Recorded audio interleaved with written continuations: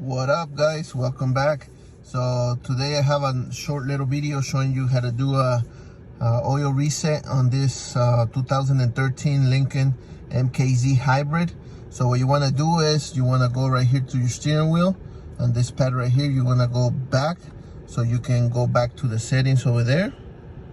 Then you're gonna go down to settings, and then you're gonna go down to vehicle, and you see right there oil live reset. You're gonna press OK on it, and you're gonna hold the OK button right here until it resets.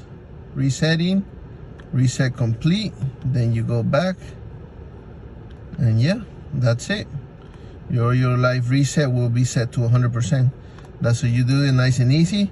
Hopefully this video helps you guys. If you did, don't forget to follow me and like this video for more. And yeah, I'll be posting more videos. I've been a little bit busy, so I haven't been posting much, but I'll start posting a little bit more.